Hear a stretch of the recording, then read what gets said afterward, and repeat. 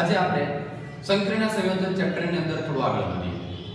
સંકીર્ણ સંયોજનના પહેલા ચેપ્ટરની અંદર આપણે સંકીર્ણ સંયોજનો એટલે શું, સંકીર્ણ સંયોજનો કોને કહે છે, દ્વિક્ષાર કોને કહે છે, સંકીર્ણ ક્ષાર કોને કહે છે, સંકીર્ણ સંયોજનોની કેટલીક અગત્યતા વિશે વાત કરી હતી.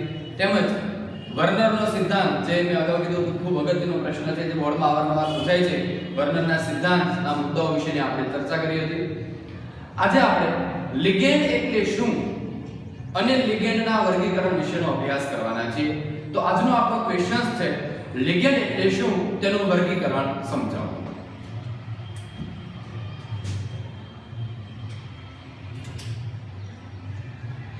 તો સૌપ્રથમ આપણે લિગેન્ડની વ્યાખ્યા જોઈએ. તો લિગેન્ડ એટલે શું?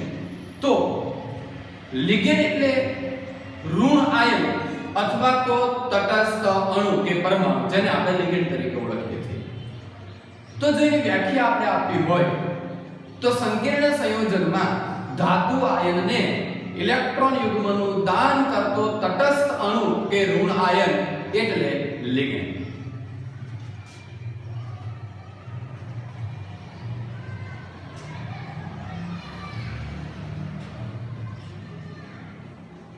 સંકીર્ણ સંયોજનમાં ધાતુ આયનને ઇલેક્ટ્રોન યુગ્મનું દાન કરતો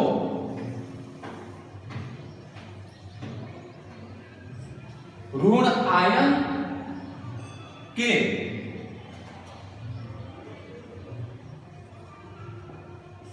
તટસ્થ અણુ ને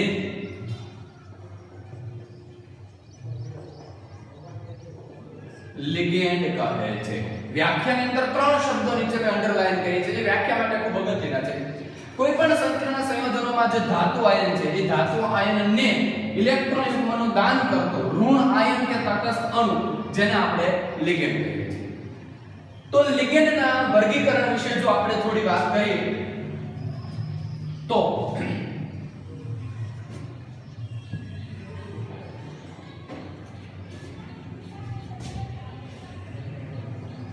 સૌથી પહેલા આવશે એક દંતીય લિગેન્ડ.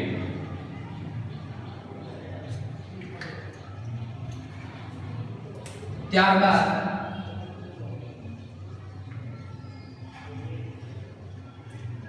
દ્વિદંતીય લિગેન્ડ.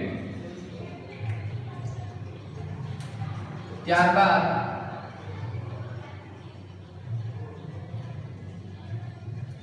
ત્રિદંતીય લિગેન્ડ અને ત્યારબાદ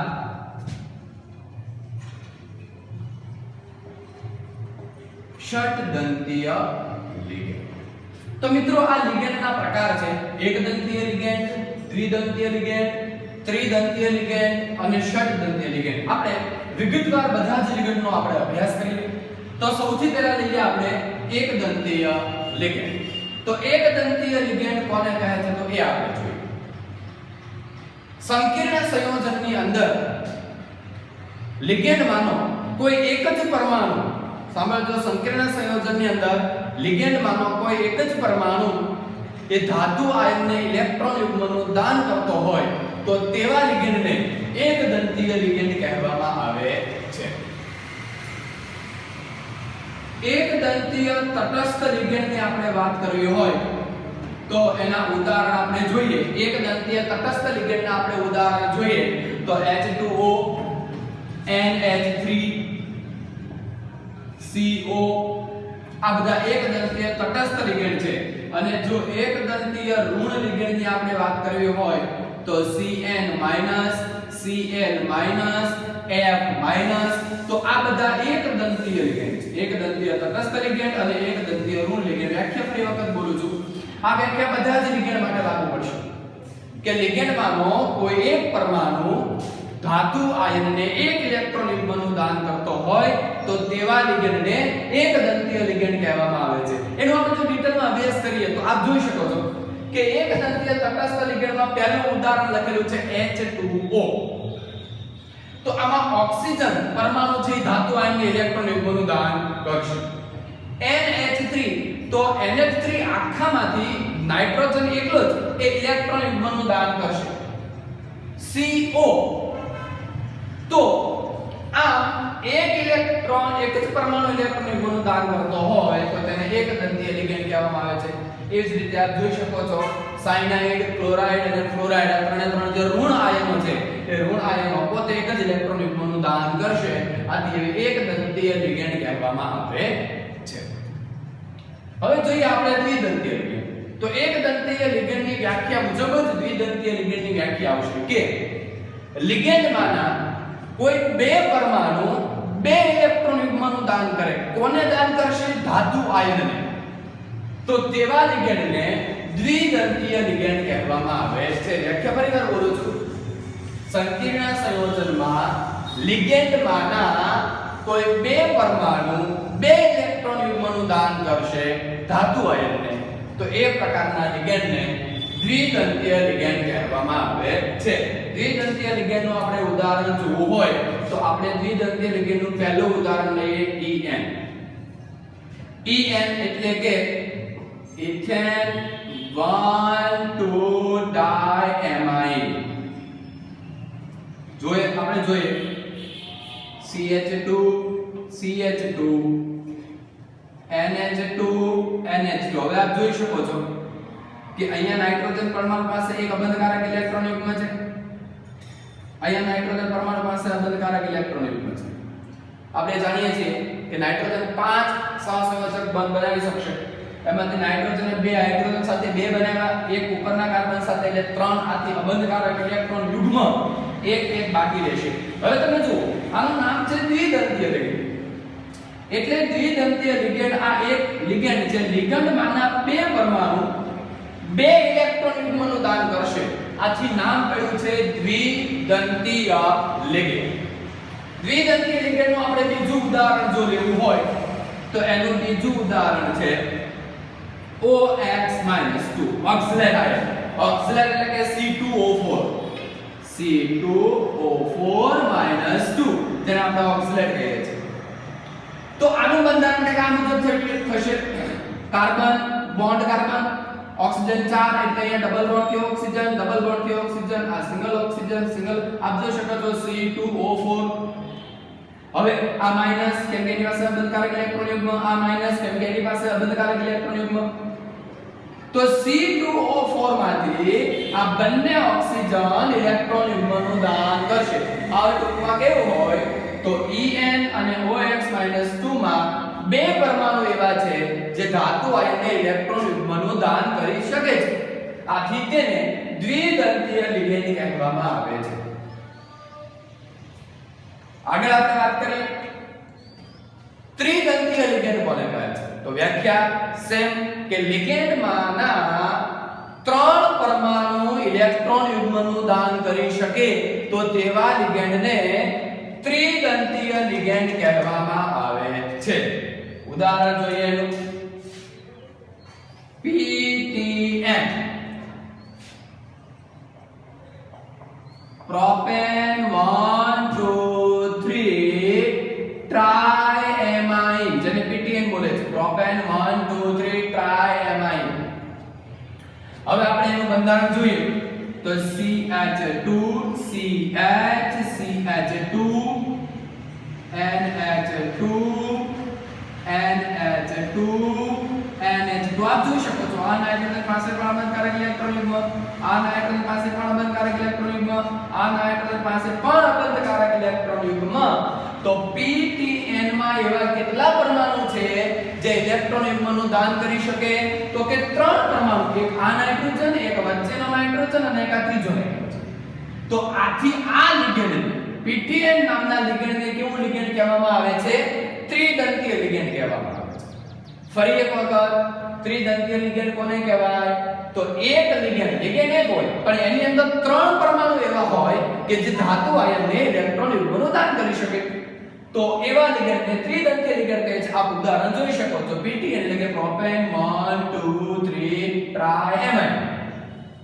તો PTN માં 3 નાઇટ્રોજન એવા છે જે ઇલેક્ટ્રોન યુગ્મનું દાન કરી શકે છે. આથી તેને ત્રિદંતીય લિગેન્ડ કહેવામાં આવે છે. અચ્છા બીજું આપણે એક ઉદાહરણ જોઈએ ત્રિદંતીય લિગેન્ડનું PO4 3 આપણે જોઈએ મધ્યસ્થ પરમાણુ તો કે P ઓક્સિજન 4 તો કે તમને ખબર છે કે P કેટલા બોન્ડ બનાવશે 5 તો આ 2 આ 3 આ 4 અને આ 5 એમાં એક ઓક્સિજન બીજો ત્રીજો અને ચોથો આ ત્રણેય ઓક્સિજન કેવા આવશે ઋણ કેમ કે એમની પાસે અબંધકારક ઇલેક્ટ્રોન યુગ્મ બાકી વધશે તો તમે આ PO4 3 માં જોઈ શકો છો કે ટોટલ આ પહેલો ઓક્સિજન આ બીજો ઓક્સિજન અને આ ત્રીજો ઓક્સિજન એક લિગેન્ડમાં 3 ઓક્સિજન એ ધાતુ આયનને ઇલેક્ટ્રોન યુગ્મનું દાન કરી શકે છે આથી આ લિગેન્ડને કેવો લિગેન્ડ કહેવામાં આવે છે ત્રિદંતીય લિગેન્ડ કહેવામાં આવે છે તો આપ સૌ સમજી ગયા હશો કે ષટદંતીય લિગેન્ડ કોને કહેવામાં આવે છે તો લિગેન્ડમાંના 6 પરમાણુ ધાતુ આયનને ઇલેક્ટ્રોન યુગ્મનું દાન કરે તો એવા લિગેન્ડને કેવું લિગેન્ડ કહેવામાં આવે છે ષટદંતીય લિગેન્ડ કહેવામાં આવે છે એનું એક આપણે એક્ઝામ્પલ જોઈએ EDTA ethylene diamine tetra acetate પૂરું નામ લખું છું ethylene diamine tetra acetate EDTA ષટદંતીય લિગેન્ડ છે હમણાં એનું બંધારણ દોરીશ એટલે આપને ખ્યાલ આવશે કે EDTA ની અંદર એવા 6 પરમાણુ છે કે જે ઇલેક્ટ્રોન યુગ્મનું દાન કરી શકે આથી એને ષટદંતીય લિગેન્ડ કહેવામાં આવે છે ચાલો આપણે EDTA નું બંધારણ જોઈએ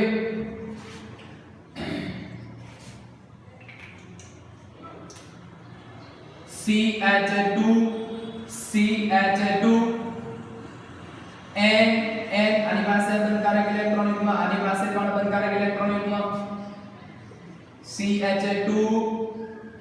CH2 C double bond OO એટલે આ માઈનસ થયો આ બંધકારક ઇલેક્ટ્રોન યુગ્મ C ડબલ બોન્ડ O એટલે આ પણ માઈનસ થયો બંધકારક ઇલેક્ટ્રોન યુગ્મ સેમ વસ્તુ નીચેની સાઈડ આપણે કરીએ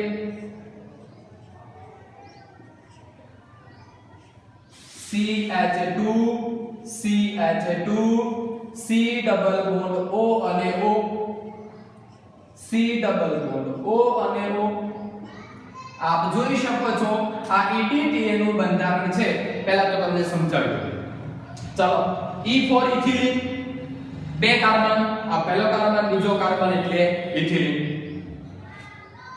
ડાયએમાઇન D ફોર ડાયએમાઇન એમાઇન ડાય એટલે આપ જોઈ શકો છો 1 અને 2 એટલે ડાયએમાઇન ટેટ્રા એસિટેટ ટેટ્રા એટલે 4 એસિટેટ એટલે આપ જોઈ શકો છો COO એસિટેટ તો 4 ટેટ્રા એસિટેટ છે આપ જોઈ શકો છો એટલે આનું નામ થયું ઇથિલિન ડાયએમાઇન ટેટ્રા એસિટેટ હવે ઇથિલિન ડાયએમાઇન ટેટ્રા એસિટેટ ની અંદર ટોટલ 6 પરમાણુ એવા છે જે ઇલેક્ટ્રોન યુગ્મનું દાન કરી શકે છે આથી આ લિગેન્ડને કેવો લિગેન્ડ ગણવામાં આવે છે ષટદંતીય લિગેન્ડ ગણવામાં આવે 6 પરમાણુ તમને બતાવું છું આ પહેલો પરમાણુ આ બીજો પરમાણુ આ ત્રીજો આ ચોથો આ પાંચમો અને આ છઠ્ઠો આ 6 પરમાણુ ધાતુ આયનને ઇલેક્ટ્રોન યુગ્મનું દાન કરી શકે આથી આવા લિગેન્ડને ષટદંતીય લિગેન્ડ કહેવામાં આવે છે ફરી એકવાર ઝડપથી આપણે લિગેન્ડનું વર્ગીકરણનો અભ્યાસ કરી લઈએ ચાલો સૌથી પહેલું છે એકદંતીય લિગેન્ડ તો કોને કહીશું એકદંતીય લિગેન્ડ તો એક જ પરમાણુ ધાતુ આયનને ઇલેક્ટ્રોન યુગ્મનું દાન કરી શકે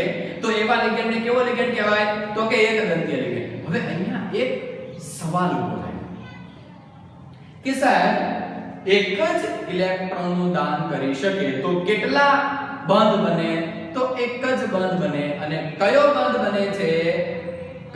બને છે વિચારો તો આયનીય બને છે ધાત્વીય બને છે સહસંયોજક બને છે કે સબવર્ગ સહસંયોજક બને છે તો એનો જવાબ છે સાહેબ કે સબવર્ગ સહસંયોજક બંધ બને છે હવે સબવર્ગ સહસંયોજક બંધ કોને કહેવાય આપ સૌ જાણો છો સહસંયોજક બંધ કોને કહેવાય તો બંને પરમાણુ સરખા ઇલેક્ટ્રોનની ભાગીદારીથી જોડાય તો સહસંયોજક બંધ પણ એક પરમાણુ કોઈ ઇલેક્ટ્રોન ભાગીદારીમાં લેતો નથી પણ બીજો પરમાણુ બધા જ ઇલેક્ટ્રોન દ્વારા ભાગીદારી કરે છે તો તેને સબવર્ગ સહસંયોજક બંધ કહે છે તો વિચારો જોઈએ એકદંતીય લિગેન્ડમાં સબવર્ગ સહસંયોજક બંધ કેટલા તો એક કારણ કે એક જ પરમાણુ ઇલેક્ટ્રોન યુગ્મનું દાન કરે છે. દ્વિદંતીય લિગેન્ડમાં સંવર્ગ સહસંયોજક બંધ કેટલા? તો કે 2. શું કામ? તો કે 2 પરમાણુ ઇલેક્ટ્રોન યુગ્મનું દાન કરે છે. એક આ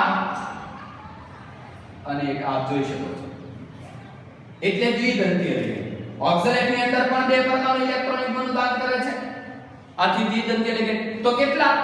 તો કે 2 સંવર્ગ સહસંયોજક બંધ રચાય. ચાલો ત્રિદંતીય. તો ત્રિદંતીય ની અંદર કેટલા સંવર્ગ સહસંયોજક બંધ રચાય? તો કે 3. હવે અચ્છા એ પહેલા સમજાઈ દો કે કોના વચ્ચે સંવર્ગ સહસંયોજક બંધ? તો ધાતુ અને લિગેન્ડ વચ્ચે.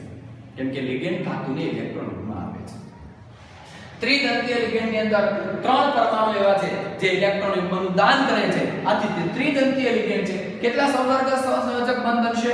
તો 3 બનશે. જુઓ, આ પહેલો ઇલેક્ટ્રોન યુગ્મ દાન કરે, આ બીજો દાન કરે અને આ ત્રીજો દાન કરે. તો કેટલા બંધ બનશે? તો કે 3 સંવર્ગ સહસંયોજક બંધ બનશે. P4 ની અંદર પણ 3 પરમાણુ ઇલેક્ટ્રોન યુગ્મ દાન કરી બતાવી દો. આ ત્રણેય ઓક્સિજન ઇલેક્ટ્રોન યુગ્મનું દાન કરી શકે છે. આથી ત્રિદંતીય લિગેન્ડ તો છે જ, પણ સંવર્ગ સહસંયોજક બંધ કેટલા બનશે? તો કે 3 સંવર્ગ સહસંયોજક બંધ બનશે. ષડદંતીયમાં દર્શાવેલા છે કે 6 પરમાણુઓ ધાતુ આયન ઇલેક્ટ્રોન યુગ્મનું દાન કરશે. આથી 6 સંવર્ગ સહસંયોજક બંધ લિગેન્ડ ધાતુ આયન સાથે બનાવશે. મિત્રો, આ લિગેન્ડનું વર્ગીકરણ થયું એકદંતીય, દ્વિદંતીય, ત્રિદંતીય અને ષડદંતીય. મારે એક સરસ મજાની વ્યાખ્યા આ વર્ગીકરણ પછી તરત જ તમને બનાવી છે, જે શબ્દનું નામ છે સંવર્ગ સ્થળ નિર્દેશ. સમજો બરાબર શબ્દ સંવર્ગ સ્થળ નિર્દેશ. તો સંવર્ગ સ્થળ નિર્દેશ કોને કહેવાય? તો તમને સમજાવું છું. લિગેન્ડમાંનો જે પરમાણુ ઇલેક્ટ્રોન યુગ્મનું દાન કરે તે પરમાણુને તે લિગેન્ડનો સંવર્ગ સ્થળ નિર્દેશ કહે છે. તમે સમજો કે આપણે ઉદાહરણ લઈએ દ્વિદંતીય લિગેન્ડ. તો દ્વિદંતીય લિગેન્ડ છે તો આ આખું એક લિગેન્ડ છે. એમાં આ નાઇટ્રોજન ઇલેક્ટ્રોન યુગ્મનું દાન કરશે અને આ નાઇટ્રોજન ઇલેક્ટ્રોન યુગ્મનું દાન કરશે. કોને કરશે? ધાતુ. તો સંવર્ગ સ્થળ નિર્દેશની કુલ સંખ્યા કેટલી? તો 2. શા માટે? તો બહુ સિમ્પલ વાત છે કે 2 પરમાણુ 2 ઇલેક્ટ્રોન યુગ્મનું દાન કરે છે, 2 સંવર્ગ સહસંયોજક બંધ બનાવે છે. તો સંવર્ગ સ્થળ નિર્દેશની સંખ્યા કેટલી થાય? 2. એકદંતીયમાં એક લિગેન્ડમાંનો એક પરમાણુ ધાતુ આયનને 1 ઇલેક્ટ્રોન યુગ્મનું દાન કરે છે, 1 સંવર્ગ સહસંયોજક બંધ બનાવે છે. તો સંવર્ગ સ્થળ નિર્દેશની સંખ્યા કેટલી? 1. ત્રિદંતીય લિગેન્ડમાંનો 3 પરમાણુ 3 ઇલેક્ટ્રોન યુગ્મનું દાન કરે છે, 3 સંવર્ગ સહસંયોજક બંધ બનાવે છે. તો સંવર્ગ સ્થળ નિર્દેશની સંખ્યા કેટલી? 3. સેમ વાત આપણે ષડદંતીની અંદર કરીએ તો EDTA માટે 6 પરમાણુઓ 6 ઇલેક્ટ્રોન યુગ્મનું દાન કરે છે, 6 સંવર્ગ સહસંયોજક બંધ બનાવે છે. તો સંવર્ગ સ્થળ નિર્દેશની સંખ્યા કેટલી? તો કે 6. આમ એકદંતીય લિગેન્ડમાં સંવર્ગ સ્થળ નિર્દેશની સંખ્યા 1, દ્વિદંતીયમાં 2, ત્રિદંતીયમાં 3 અને ષડદંતીયની અંદર સંવર્ગ સ્થળ નિર્દેશની સંખ્યા કુલ 6 થશે. કોને કહેવાય સંવર્ગ સ્થળ નિર્દેશ? તો ફરી બોલું છું, લિગેન્ડમાંનો જે પરમાણુ એ ધાતુના ઇલેક્ટ્રોન યુગ્મનું દાન કરે તો એને લિગેન્ડનો સંવર્ગ સ્થળ નિર્દેશ કહે છે. મિત્રો, એનું એક ઉદાહરણ આપી અને તમને સમજાવું. આપ જુઓ, દાખલા તરીકે હું એક સંકીર્ણ સંયોજન લખું છું, CO NH36. આ એક સંકીર્ણ સંયોજન છે.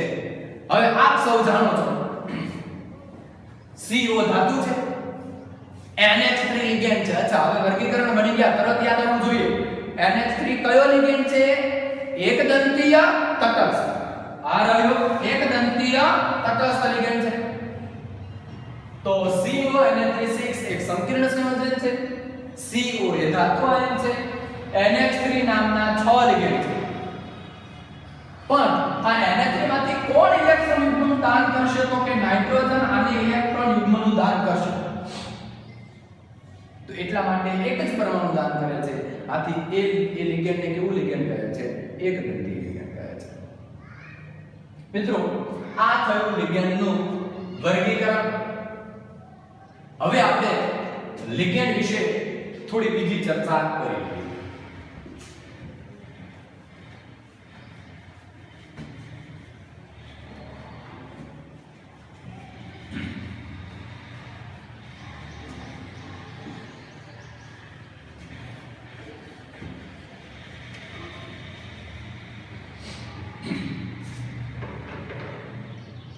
કેટલાક મારે તમને લિગેન્ડ વિશેના નાની વ્યાખ્યા શબ્દો તમને સમજાવવા છે. તો એ પહેલો શબ્દ છે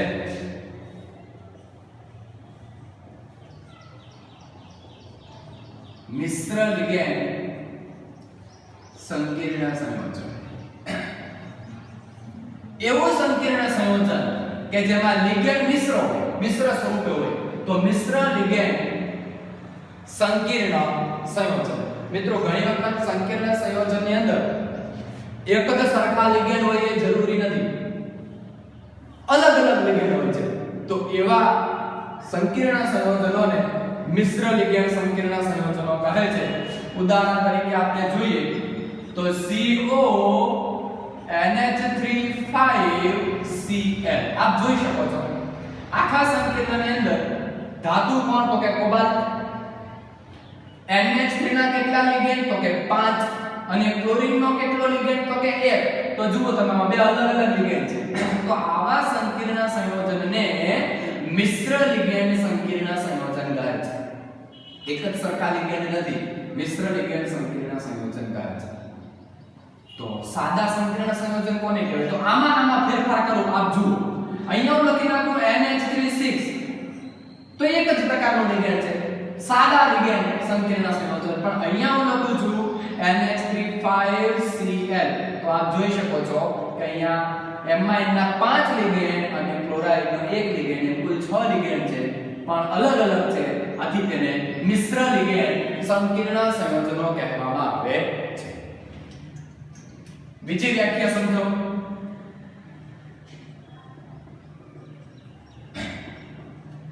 એક કેન્દ્રીય સંકીર્ણ સંયોજન.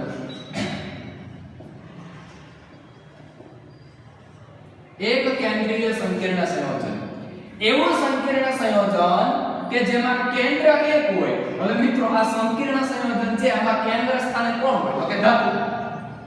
તો એક કેન્દ્રીય સંકીર્ણ સંયોજન કોને કહેવામાં આવે છે? તો એવું સંકીર્ણ સંયોજન કે જેમાં કેન્દ્ર એક જ હોય, અથવા તમે એમ બોલી શકો કે જેની અંદર ધાતુ એક જ હોય તો તેને એક કેન્દ્રીય સંકીર્ણ સંયોજન કહે છે. દાખલા તરીકે K4 MnO4. હવે આપ આની અંદર જોઈ શકો છો કે MnO4 આપ આની અંદર જોઈ શકો છો કે આમાં કેન્દ્ર એક જ છે, ધાતુ એક જ છે. કોણ તો કે Mn. આમાં ઓક્સિજનના લિગેન્ડ કેટલા છે? ટોટલ 4. પણ કેન્દ્ર એક જ છે, આથી એને એક કેન્દ્રીય સંકીર્ણ સંયોજન કહે છે. એક કેન્દ્રીય સંકીર્ણ સંયોજન પછીની વ્યાખ્યા આપણે જોઈએ બહુ કેન્દ્રીય સંકીર્ણ સંયોજન.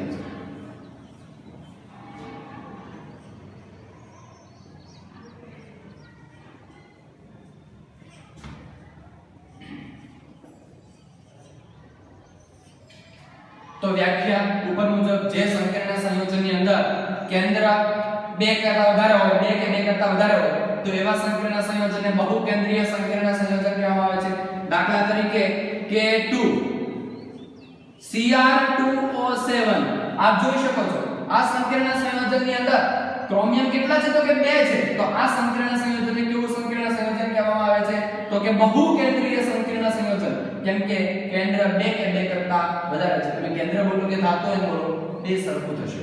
તો મિત્રો આ થયું લિગેન્ડનું વર્ગીકરણ અને લિગેન્ડ વિશેની થોડી માહિતી. છેલ્લી 2 વ્યાખ્યાઓ મારે તમને સમજાવી છે જે બહુ નીટ માટે, ગુજકેટ માટે અને જી માટે અગત્યની છે.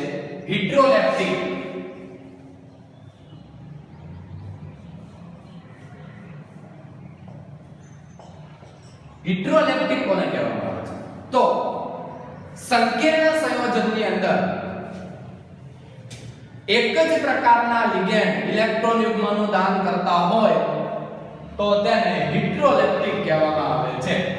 જો હિટ્રોલેપ્ટિક નું આપણે ઉદાહરણ જોવું હોય તો આપણે ઉદાહરણ જોઈએ CONH3C. હવે આમ તમે જોઈ શકો છો અહીંયા કોબાલ્ટ ધાતુ આયન છે, એને એક જ પ્રકારના લિગેન્ડ છે ઇલેક્ટ્રોન યુગ્મનું દાન કરે તો એને કહેવામાં આવે છે હિટ્રોલેપ્ટિક. અને બીજું એક અગત્યની વ્યાખ્યા છે એ આપણે જોઈએ હોમોલેપ્ટિક.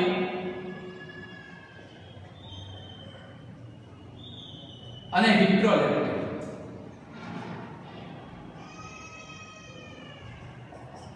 હોમોલેપ્ટિક માં શું આવશે તો એક જ પ્રકારના લિગેન્ડ છે એ ઇલેક્ટ્રોન યુગ્મનું દાન કરે. અને હિટ્રોલેપ્ટિક ની અંદર શું આવશે તો અલગ અલગ પ્રકારના લિગેન્ડ ઇલેક્ટ્રોન યુગ્મનું દાન કરે. આપ જોઈ શકો છો અહીંયા આ નાઇટ્રોજન પણ ઇલેક્ટ્રોન યુગ્મનું દાન કરશે અને ક્લોરીન પણ ઇલેક્ટ્રોન યુગ્મનું દાન કરશે. તો આવા સંકરણને શું કહેવામાં આવે છે? હિટ્રોલેપ્ટિક સંકરણ કહેવામાં આવે છે. તો હોમોલેપ્ટિક અને હિટ્રોલેપ્ટિક સંકીર્ણ સંયોજન. તો આજનો આપણો ટોપિકમાં આપણે કેટલી ચર્ચા કરી તમને જણાવી દઉં. લિગેન્ડ એટલે શું? બરાબર છે. તો કે ધાતુ આયનને ઇલેક્ટ્રોન યુગ્મનું દાન કરતો ઋણ આયન કે તટસ્થ અણુ જેને આપણે શું કહીએ છીએ તો કે લિગેન્ડ કહીએ છીએ. લિગેન્ડનું વર્ગીકરણ એકદંતીય, દ્વિદંતીય, ત્રિદંતીય અને ષડદંતીય. ત્યારબાદ વિવિધ પ્રકારની વ્યાખ્યાઓ કે નાની નાની વાત આપણે સમજ્યા. મિશ્ર લિગેન્ડ, એક કેન્દ્રીય સંકીર્ણ, બહુ કેન્દ્રીય સંકીર્ણ, હોમોલેપ્ટિક અને હિટ્રોલેપ્ટિક. ચાલો મિત્રો આજના લેક્ચરમાં આપણે આટલું રાખીએ. આવતા આપણા લેક્ચરની અંદર આપણે સંકીર્ણ સંયોજનોનું IUPAC નામકરણ શીખીશું.